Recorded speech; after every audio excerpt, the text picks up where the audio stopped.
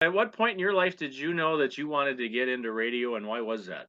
Oh, Sean, it was like you. I was a teenager. I was in high school, and I used to hang out with this guy who was working for a radio station. He was a classmate of mine. He wanted to go into the electrical engineering field. He ended up going to DeVry Institute, but he used to do night times and weekends as a disc jockey at the local radio station.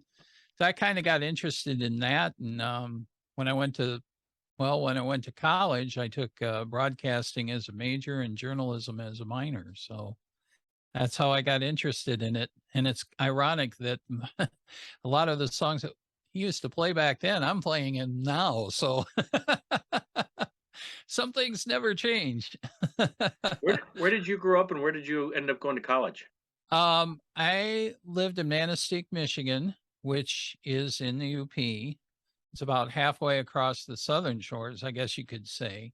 I ended up going to Northern Michigan University and I thought about going to Central Michigan afterwards to get a master's degree, but I was all schooled out by then. So then I got into the worker world. So, you So know, where did you all work prior to coming to KFIZ? well, you want the call letters or just the cities? I'll take whatever you want to give. All right. First started working my hometown station, Manistee, Michigan. That was WTIQ. Next stop was Munising, Michigan, WQXO. Then I moved to Wisconsin. Being a good Packer fan, I had to migrate this way eventually. So I worked in Minocqua, and it was WWMH, Wisconsin. It was Minocqua, Hazelhurst. I can't even think of it now. But anyway, call letters were all reflected in that. It's changed since then. Then a stop in Park Falls, WNBI. I actually worked there about 3 years before Dick Napinski, who's doing duty at EAA these days. And then I went to WBEV in Beaver Dam.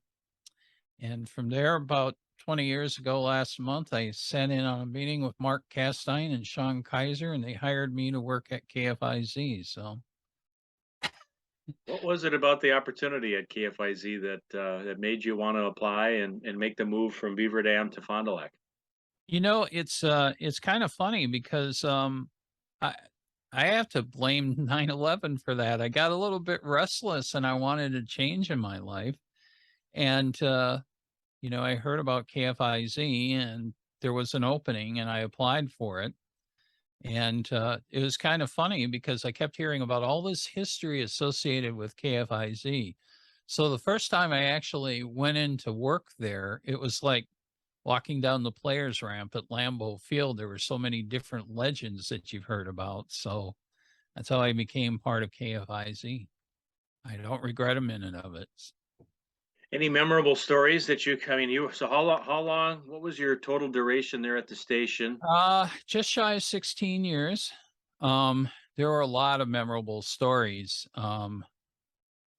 Let's start in 2002. First time I took a vacation, you might remember this. Quad Graphics had a huge fire. It was like a 10-story printing press that was on fire for months because of the debris. And from there on, that same year, there was a huge race for sheriff between Gary Pucker and then Fond du Lac Police Chief Dwayne Bugs Johnson. And let's see, we had tornadoes in Waupun and Oakfield in 2006, the St. Louis church fire in 2007, flooding in Fond du Lac in 2008. See, what else did we have? Well, obviously, probably the biggest story I covered was when Mercury Marine was considering leaving Fond du Lac for Stillwater, Oklahoma in 2009. That was actually months of coverage as that unfolded. Thankfully, Mercury decided to stay. I think the next big story was kind of a sad one. It was the shooting death of Officer Craig Burkholz in 2011, and then the shooting death of State Trooper Trevor Casper in 2015. So a lot of memorable stories. There were some good ones too. I mean, somewhere along the lines, Don Gorski ate his 25,000th Big Mac, and I think he's up to 30,000 now. So, but there was a lot to cover. I remember 2008 when we had the flood in June, and Wade Bates and I spent the entire night at the station doing coverage. I didn't know until later that my street was flooded and I wouldn't have been able to get home anyway. So we took turns sleeping on the couch and doing coverage all night long, but it was worth it. So What is it about news that you enjoy, and particularly, what was it about, being the news guy in Fond du Lac that was so special? um I think it was just being able to inform people. I kind of consider myself a storyteller, but I don't really put a slant on it. I always leave it up to the listener to judge whether or not it's newsworthy or worth their time. And sometimes the smallest story can be the one that's the most interesting to them. We mentioned Don Gorski. How many people talked about that? What have you been up to since leaving KFIZ? Actually, I'm still in news. I'm kind of a glorified morning show host now, but I do news too for WRPN in Ripon, The Wave, for one of the old KFIZ guys, Tom Boyson. So, um, it, and I'm covering a lot of the same things that I used to cover in Fond du Lac, maybe more with a slant on the western side of Fond du Lac County now in Green Lake County. But I still enjoy it. I'll still do it as long as I enjoy it, I guess. So I consider KFIZ as one of the highlights of my career, working at a legendary station. And I still get questions about why it's KFIZ and it doesn't start with a W. So, I think we'll always get that one right. oh, sure. Yep. I mean, I'm not working there anymore, but I'm still explaining it when I do tell them I worked at KFIC. Why is it a K? You know? And along with anchoring the news and covering the news, you did a talk show, right, as well on Oh, KFIZ. sure. Let's talk a little bit about the that show that you did. Oh, sure. Well, it was pretty much just covered everything from city and county government, law enforcement, local nonprofit groups, just about anything interesting that we could find that we thought the listeners might be interested in or enjoy. We'd have them on. And I always had a good time with my guests. I can't think of a guest that I didn't enjoy talking to. I do remember one of the most memorable moments I had at KFIZ was with former state representative John Townsend. He was the guy that represented the 52nd district before Jeremy Thiesfeld.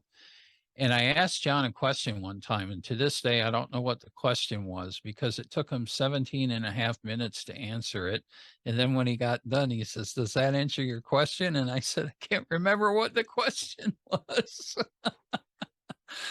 But probably the guest that I enjoyed the most was the late Fond du Lac County Executive, Alan Beekle. I always enjoyed talking to him.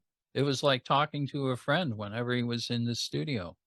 He didn't need any notes or anything. He could just answer everything right off the top of his head. And we had some funny stories on the side that he'd tell me. He told me one time about a trip to Pennsylvania where while he was there, he was picking up some chocolate for a fundraiser, not Hershey's. But so he is on his way back and he has a trunk full of chocolate. And he was afraid he was going to get stopped and have to explain why he had a trunk full of chocolate bars in his car. But yeah, it was a good time, I think. And I can see where KFIZ would be proud of its 100 years. It should be. It's still a legendary station. When I chatted with Bob Hoffmaster, he said the same thing about Al Beekle being Did he? it's one of his favorites. Yep. Oh yeah.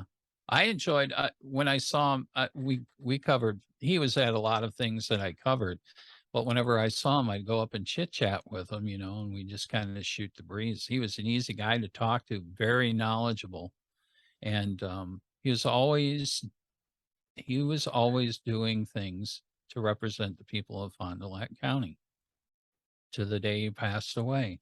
And I was really sad when I heard about his passing. So, Yeah, same here. but Any final thoughts on your time with KFIZ and just 100 years of and going of radio history? um, well, I really appreciated all the people that I got to work with over the years, you included. Um, I especially appreciated our front office crew. They were probably the unsung heroes. Terry Callell kind of she was the glue that kept things together.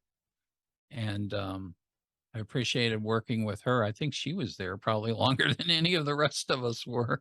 But I always appreciated working with all the different people and all the different people that I got to meet. So not everybody sticks around for radio through the end, but every time I talk to someone that's been in radio, they always seem to look back on it with some fond memories, no matter where they worked.